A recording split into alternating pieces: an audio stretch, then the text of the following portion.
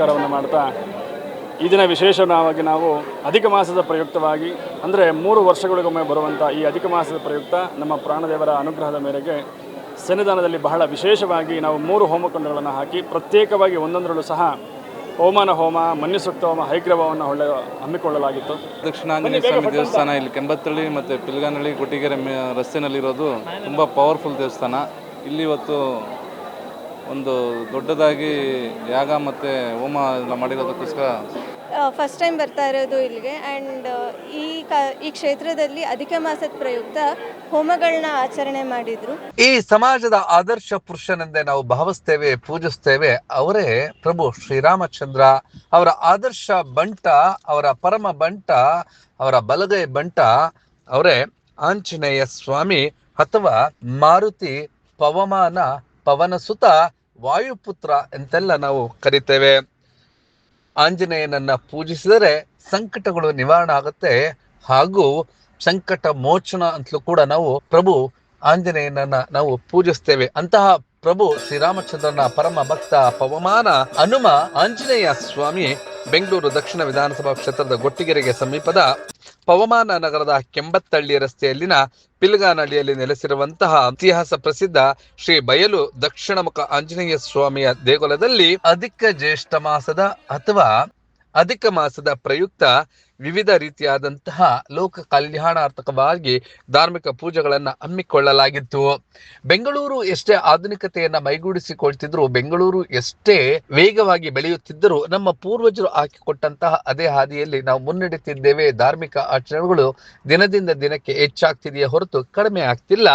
ಆ ರೀತಿಯಾದಂತಹ ಶ್ರೀ ದಕ್ಷಿಣಮುಖ ಆಂಜನೇಯ ಸ್ವಾಮಿಯ ದೇಗುಲದಲ್ಲಿ ಅಧಿಕ ಮಾಸದ ಪ್ರಯುಕ್ತ ವಿಶೇಷವಾದಂತಹ ಪವಮಾನ ಹೋಮ, ಮನ್ಯುಸೂಕ್ತ ಹೋಮ, ಹಯಗ್ರೀವ ಹೋಮ ಹಾಗೆ ಹಲವು ಹೋಮಗಳನ್ನ ಆಯೋಜಿಸಲಾಗಿತ್ತು. ಈ ಒಂದು ಕಾರ್ಯಕ್ರಮಕ್ಕೆ ದೇವಸ್ಥಾನದ ಪ್ರಧಾನ ಅರ್ಚಕರಾದಂತಹ ಆರ್ ವೆಂಕಟಾಚಲಯ್ಯ ನೇತೃತ್ವದಲ್ಲಿ ವಿವಿಧ ಪೂಜಾ ಕೈಂಕರ್ಯಗಳು ಆಯೋಜನೆಗೊಂಡಿತ್ತು. ಕಾರ್ಯಕ್ರಮದಲ್ಲಿ ಗೊಟ್ಟಿಗೆರೆ, ಪಿಲ್ಗಾನಹಳ್ಳಿ, ಕೆಂಬತ್ತಳ್ಳಿ ಸುತ್ತಮುತ್ತಲಿನ ಸಾವಿರಾರು ಸಂಖ್ಯೆಯಲ್ಲಿನ ಭಕ್ತಾದಿಗಳು ಭಾಗವಹಿಸಿದ ಎಲ್ಲ ದೃಶ್ಯಗಳ ಒಂದು ಝಲಕ್ ನೋಡೋಣ ಬನ್ನಿ.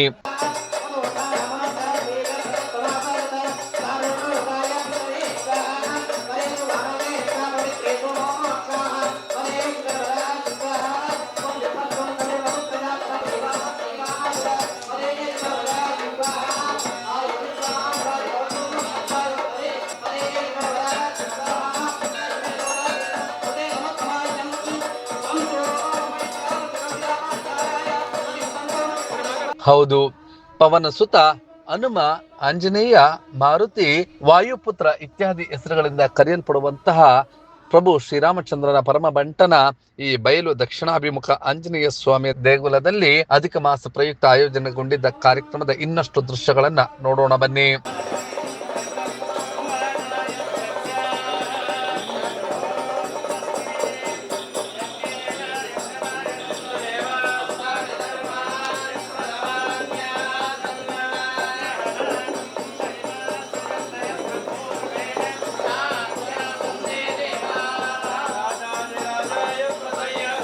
ಈ ಒಂದು ಕಾರ್ಯಕ್ರಮದಲ್ಲಿ ಸಹಸ್ರಾರು ಸಂಖ್ಯೆಯಲ್ಲಿನ ಭಕ್ತಾದಿಗಳು ಶ್ರದ್ಧಾ ಭಕ್ತಿಗಳಿಂದ ಭಾಗವಹಿಸಿದ್ದ ಇನ್ನಷ್ಟು ದೃಶ್ಯಗಳನ್ನು ನೋಡ್ತಾ ಕಾರ್ಯಕ್ರಮದಲ್ಲಿ ಭಾಗವಹಿಸಿದ್ದ ದೇವಸ್ಥಾನದ ಪ್ರಧಾನ ಅರ್ಚಕರಾದಂತಹ ಆರ್ ವೆಂಕಟಾಚಲಯ್ಯನವರು ಕಾರ್ಯಕ್ರಮದ ಬಗ್ಗೆ ವಿವರಣೆಗಳನ್ನು ಹಂಚಿಕೊಂಡಿದ್ದು ಹೀಗೆ.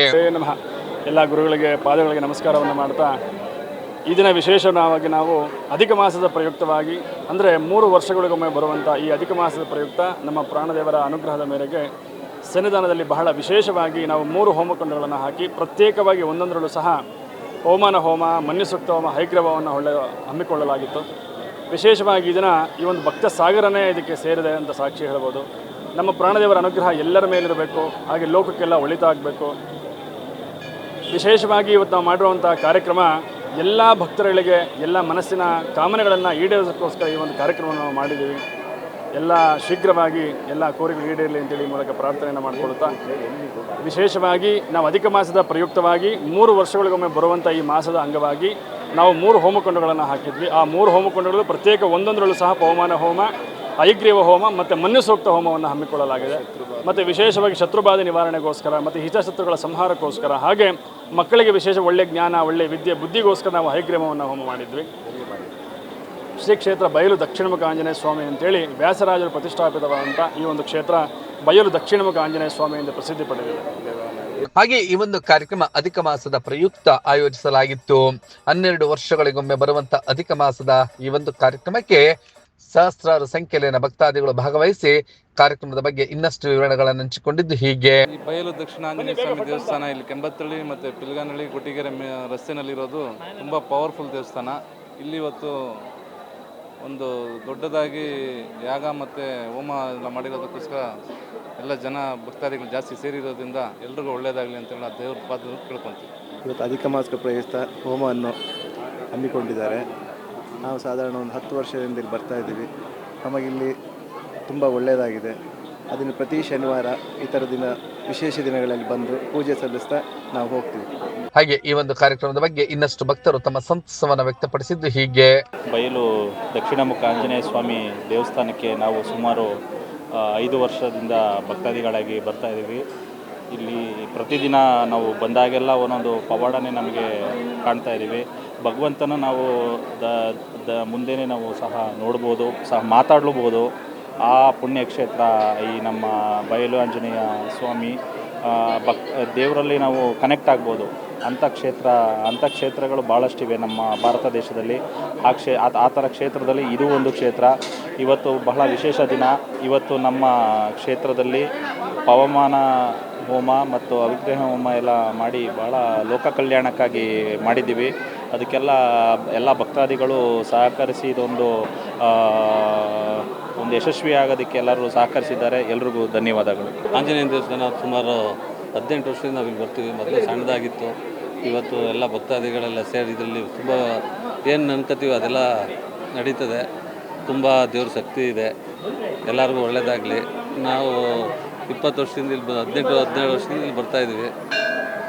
ಇವತ್ತು ಅಧಿಕ ಮಾಸದ ಪ್ರಯುಕ್ತ ಪವಮಾನ ಹೋಮ ಈ ಎಲ್ಲ ಹೋಮಗಳೆಲ್ಲ ಮಾಡಿದ್ದಾರೆ. ಫಸ್ಟ್ ಟೈಮ್ ಬರ್ತಾ ಇರೋದು ಇಲ್ಲಿಗೆ. ಆ್ಯಂಡ್ ಈ ಕ್ಷೇತ್ರದಲ್ಲಿ ಅಧಿಕ ಮಾಸದ ಪ್ರಯುಕ್ತ ಹೋಮಗಳನ್ನ ಆಚರಣೆ ಮಾಡಿದರು.